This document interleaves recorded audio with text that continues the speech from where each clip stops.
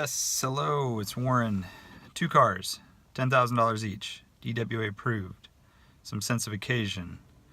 I'm gonna go with Toyota. Two totally separate cars, separate missions in life. One is a first gen MR2, as clean and perfect as you can find. I don't know much about the supercharged versions. I know they're a little more powerful, but they have some cooling issues, even more so than the NA.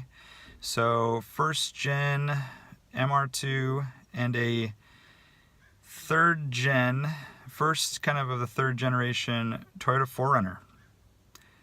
4-cylinder, 4-wheel drive, manual Toyota 4Runner. I like them in white. I think they're a valuable car. They don't really make anything like it anymore. They're good looking. It's kind of before they got all Terminator, big truck style on us. And I don't know. I think they're cool. So 4-cylinder, 4-wheel drive, manual, third gen 4Runner, or a first gen MR2. Both are under 10K. I'd say you're probably in like the 6,000 to 9,000 for the MR2 for a really perfect one. And about the same for the 4Runner, maybe even a little less depending on mileage, but good news is mileage isn't a huge factor for dependability. So that is my experts in automotive opinion answer. Thanks for listening or watching, all of the above. Okay. Oh, also, this is a beautiful Mighty Max. If you want to see the interior real quick. Pretty sweet. I know what you're thinking. Get on the Mighty Max train. Maybe that should have been my answer. All right. See ya. So I'm picking two Radwood. I'm picking two DWA approved cars for $10,000, and they're going to be complete opposites. I'm not sure I got the complete opposite thing, and I struggled with that, but let's see. First choice that came to mind that I've never owned before, and I've always loved the looks of, is an early Mercedes R129. So that's like I believe the first year was 89 or 90. I know they made the R107 in 88, so I think it's 89. So it's the Mercedes two-door convertible that came after the R107 that was around for whatever 25 years. And yeah, R129 Mercedes with the two-tone. They're not all two-tone, but the early boxier one is my favorite.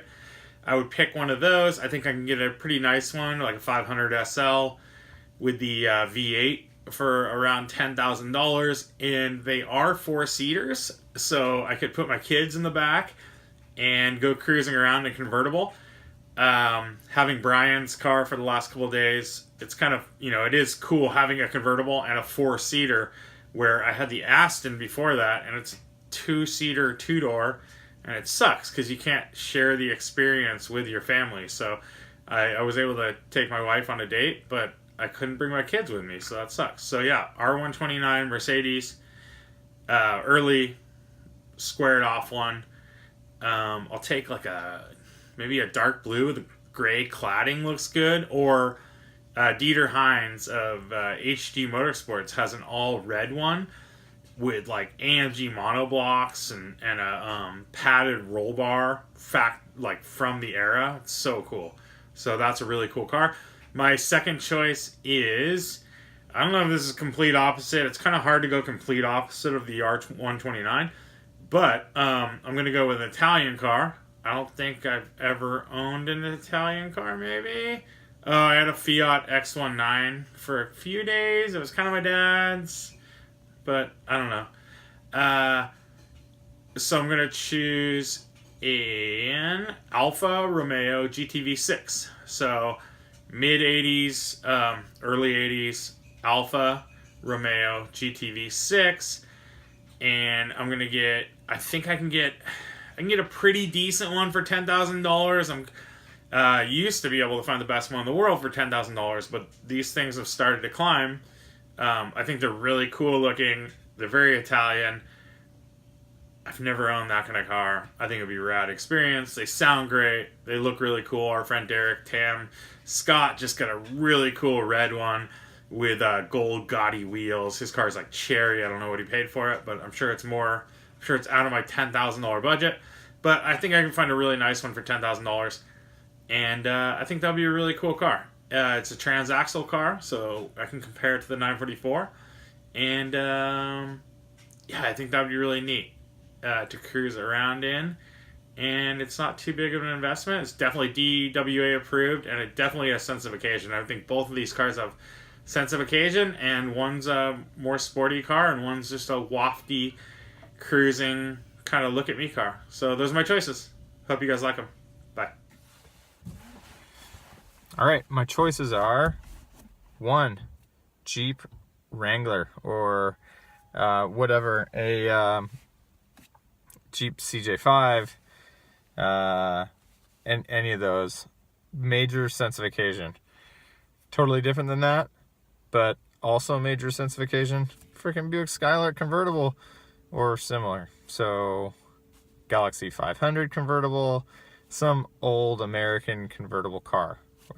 Crazy sense of occasion. They're not worth very much right now. You're not going to get a perfect one for less than 10K, but you can definitely get them for less than 10K. And a whole different experience than a Jeep Wrangler, and super fun. Interesting that both choices are kind of fun because they don't have tops. There we go. I wonder what you guys picked.